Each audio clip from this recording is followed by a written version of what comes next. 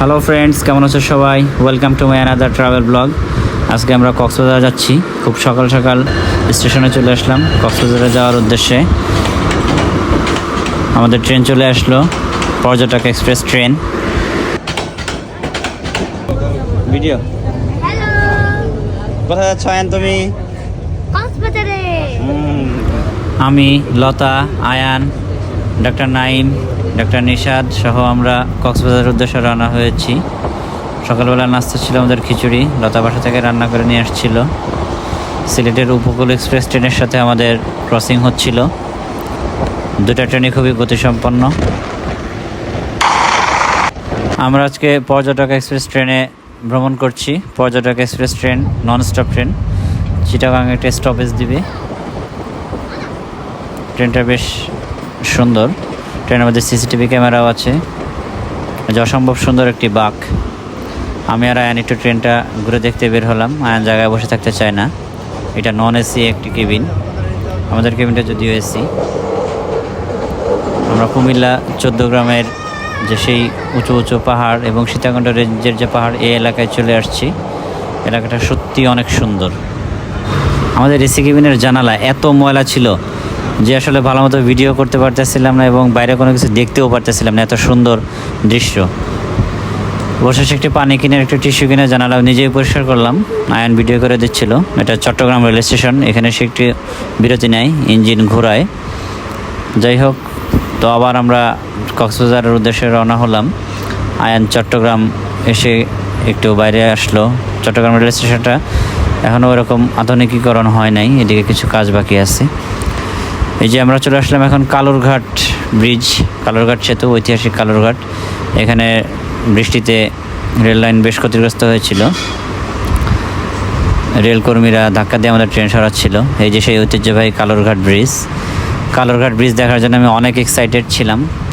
অনেকবার কালুরঘাট ব্রিজের কথা শুনেছি। কালুরঘাটের সেই ঐতিহ্যবাহী বেতার কেন্দ্র, যেখান থেকে মেজর জেনারেল, শহীদ মেজর জেনারেল জিয়াউর রহমান স্বাধীনতার ঘোষণা পাঠ করেছিলেন। ব্রিজটি দেখতে খুবই সুন্দর। এই ব্রিজ দিয়ে এখনও ফেরি চলাচল করে, তবে এই ফেরিগুলো আর খুব বেশি দিন দেখা যাবে না। এই যে ফেরি, কারণ পাশে আর একটা সেতু হচ্ছে। ওই সেতু হয়ে গেলে ফেরিগুলো আর এখানে থাকবে না। কালুরঘাট ব্রিজটা খুবই দুর্বল। এখান থেকে ট্রেন খুব আস্তে আস্তে যায়, বাট খুব উপভোগ করছিলাম আমরা। পর্যটক এক্সপ্রেস ট্রেনে আপনারা যারা ভ্রমণ করতে চান তাদেরকে ভাড়া সম্পর্কে একটু ধারণা দিয়ে নিই। 1350 টাকা ভাড়া নেয় এসি কেবিনে। কেবিন তো না, সরি, এটা হচ্ছে এসি চেয়ার।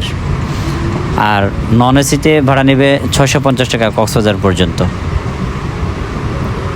তো যাই হোক, যারা ঘুরতে চান ট্রেনে কক্সবাজারে, তারা অবশ্যই বিস্তারিত তথ্য জেনে আসবেন। আমরা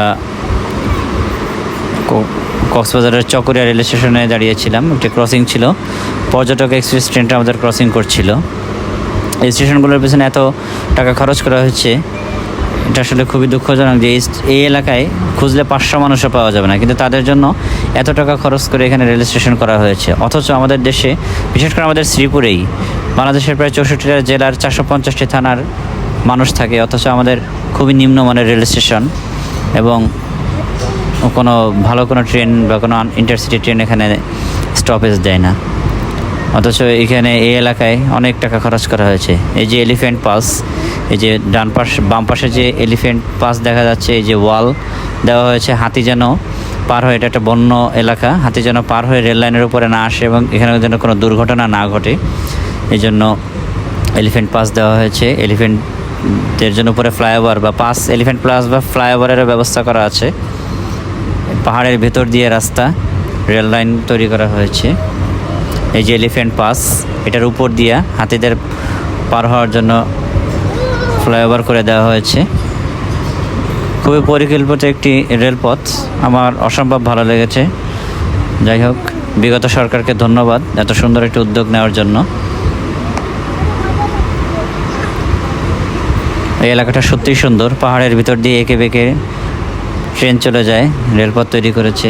কিছুদিন আগে বৃষ্টি হলো, ব্যাপক বৃষ্টিতে যে কক্সবাজার ডুবে গিয়েছিল, তখন পাহাড় ধসে রেল লাইনের উপরে মাটি চলে এসেছিল এবং রেল চলাচলের অনুপযোগী হয়ে পড়েছিল। যাই হোক, আমরা কক্সবাজার রেল স্টেশনে এসে পৌঁছালাম অবশেষে বিকাল 3:30টায়। এই যে কক্সবাজার আইকনিক রেল স্টেশন। প্রথমবার স্টেশন দেখে আমি আবেগ আপ্লুত হয়ে গিয়েছিলাম। আমার কাছে অনেক ভালো লেগেছিল। কী যে ভালো লেগেছিল ভাষায় প্রকাশ করতে পারবো না।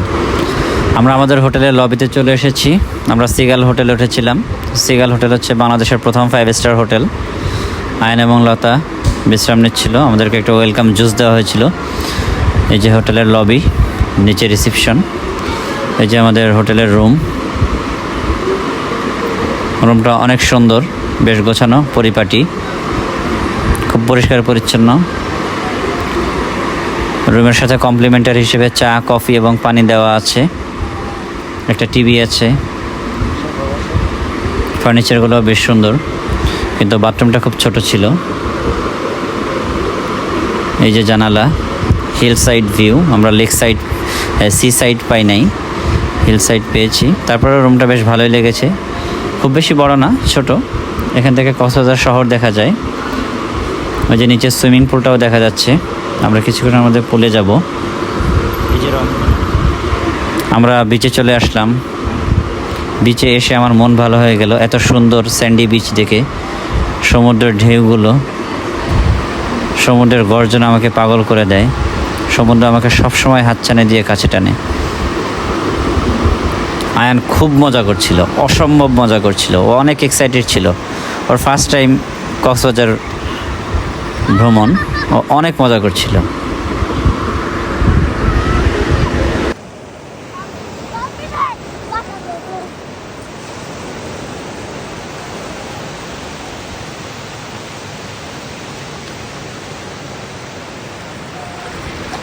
আয়ান বিচে অনেক মজা করছিল। ওকে বিচ থেকে আনাই যাচ্ছিল না। আমরা ভিজি নাই খুব একটা বেশি। লতা বিচে হাঁটছে। যাই হোক, বিচ থেকে হালকা গোসল করে হালকা ভিজে আমরা সুইমিং পুলে চলে আসলাম। সিগাল হোটেলের সুইমিং পুলটা অনেক সুন্দর। আমি আর নাইম সুইম করছিলাম, অনেক ভালো লেগেছে। এখানে একটা জাকুজিও আছে। আয়ন তো সুইমিং পুলে এসে আরও বেশি এক্সাইটেড। কোনো অবস্থাতেই সুইমিং পুল থেকে রুমে যেতে চাচ্ছিল না। সুইমিং পুলটা আমার অনেক ভালো লেগেছে সিগালের। সন্ধ্যার সময় আমরা আবার বিচে যাই। আসলে কক্সবাজার সমুদ্র সৈকতটাই হচ্ছে গুরুত্বপূর্ণ জায়গা, সবচেয়ে ভালো লাগার জায়গা। বারবার শুধু সেখানে যেতে মন চায়। হোটেলে আসলেও মনটা পড়ে থেকে বিচেই। রাতের আমরা ফ্রেশ হয়ে রাতের খাবারের জন্য হাড়ি রেস্টুরেন্টে আসলাম। এখানে আমরা সি ফুড খাবো। সিগাল হোটেলের পাশেই এই রেস্টুরেন্টটা বেশ ভালো। সিগাল থেকে 2-3 মিনিট দক্ষিণ পাশে হাঁটলেই এই রেস্টুরেন্ট পাওয়া যায়। রেস্টুরেন্টের সার্ভিস অনেক ভালো লেগেছে। কোরাল কত করে কেজি? সাদাটা রেড কোরাল 1200 টাকা আর সাদাটা 1300 টাকা না? রাতের খাবারের জন্য আমরা 2টা কাঁকড়া ও 1 কেজি 600 গ্রাম ওজনের কোরাল মাছ অর্ডার করেছিলাম, কেজি 3000 টাকা। আর সাথে নান। খুব ভালো লেগেছিল। এই যে আমাদের কোরাল মাছের বারবিকিউ রেডি হচ্ছে। এই যে আমাদের কোরাল মাছটা অনেক বড়, এখানকার সবচেয়ে বড় মাছ ছিল এটা। অনেক মজা করে খেয়েছি, শেষ পর্যন্ত শেষ করতে পারিনি। মাছটা আমাদের জন্য অনেক বেশি বড় হয়ে গিয়েছিল। তবে আসলে এদের খাবারের মান বেশ ভালোই লেগেছে।